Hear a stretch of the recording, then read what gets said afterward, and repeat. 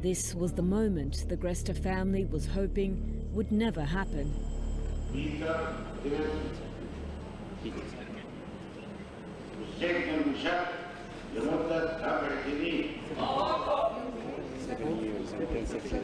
Seven years for Peter.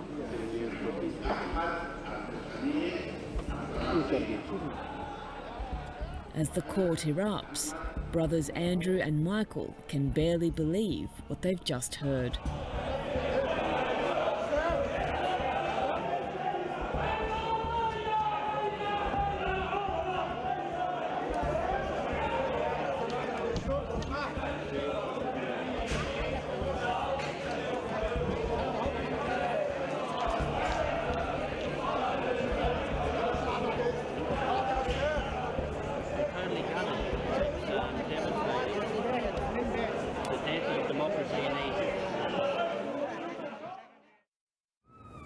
G'day. Hi, Andrew. How you going? Welcome back. Thanks very much. How many times has it been now? Third time. Third time lucky, hopefully. At 4 a.m. yesterday morning, Andrew flew into Cairo. It's been a long flight for the cotton farmer from New South Wales, and a long journey since Peter was arrested last December. And I didn't think we'd be 6 months down the track and still fighting for Peter's freedom. In February, you said you'd been assured that it would be a fair and open trial. How do you feel about that now? Well, I've been assured again it's been a fair and open trial, but it's a completely different system, and I guess it's different standards and different culture and a different judicial system, which is extremely hard for us to get our head around. So, in a few hours, he'll learn his brother's fate, and for now at least, diplomacy dictates a cautious response. But it'll be a happy flight back if it's with Peter, right? oh yeah, it'll be so good.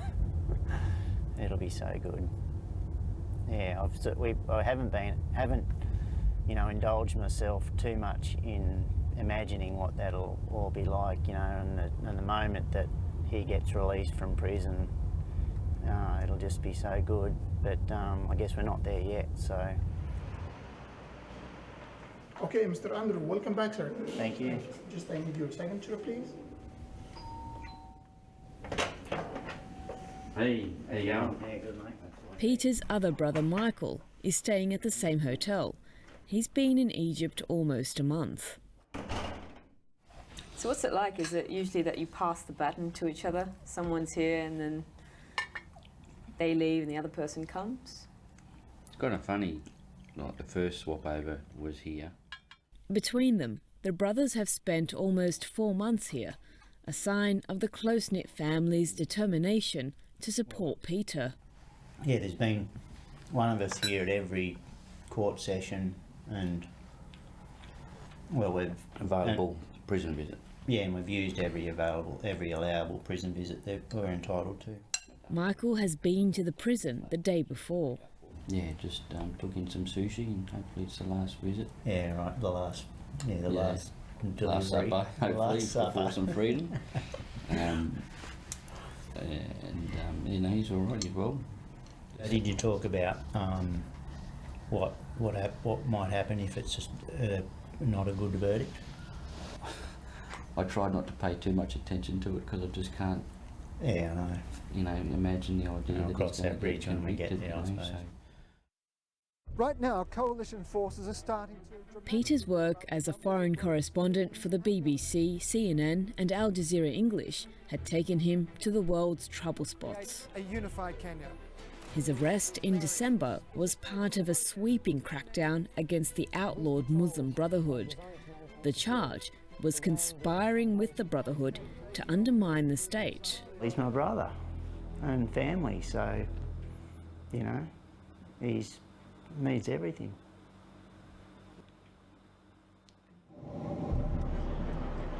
Earlier this year, Dateline travelled with Andrew on his first ever visit to Cairo. When I landed in the airport thinking, well, this is the city where it all went down. Thrust reluctantly into the spotlight, the family have campaigned tirelessly for Peter's release. The issue of freedom of speech in Egypt is under the spotlight. The pressure has been relentless. How are your parents holding up in all this? Oh, pretty good.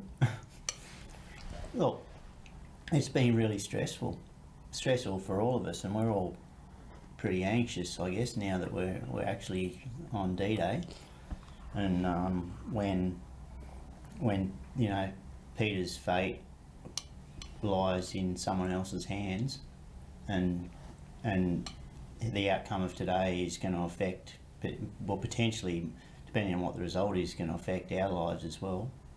It's pretty anxious. You feel a bit vulnerable, and Mum and Dad have obviously felt that the same, and probably more so given that it's one of their children.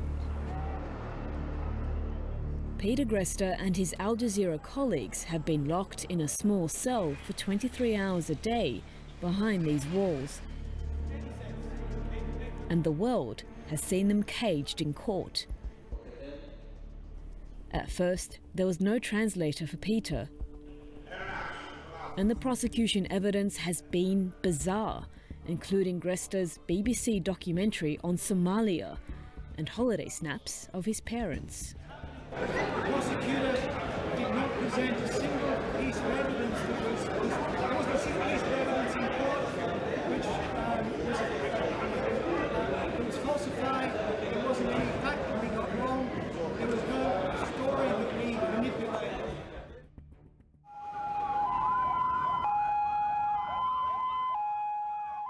As the brothers arrive at court, a large crowd has already gathered, including Amnesty International's Mohammed Lutfi. This trial has already done a lot of damage. He's been observing the trial closely.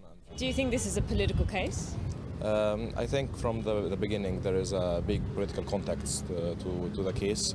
There is settling scores, I think, with Al Jazeera and perhaps the foreign policy of Qatar. And there is such a political background that it's difficult to separate the case from what's ongoing in Egypt in the broader context. Inside the court, it's not long before the prisoners are brought in. Peter's just in the front, down there. Right. And has he seen you? Yeah, I think so. Yeah. Has he waved back? Yeah. There we go. There he is, Yeah. he's waving. Are you nervous? Yeah, a little emotional and a bit sort of terrified in a way, but it's not just Peter's freedom that's at stake, it's principles of free speech and journalism in Egypt. So it's a momentous occasion, and it could be a turning point for him. As the brothers wait for the judge, the mood is positive. There's no sense of what's about to occur. But as the verdicts begin, the tension rises. The judge's words are translated for Andrew and Michael. Then, the shocking news. 7 years. For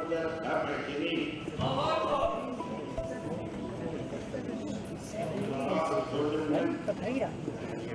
I don't know what to say. I'm devastated. It's shocking. I don't understand it really. I guess we just got to, I don't know. We've just got to explore. We won't give up the fight, that's for sure. Because he's done nothing wrong.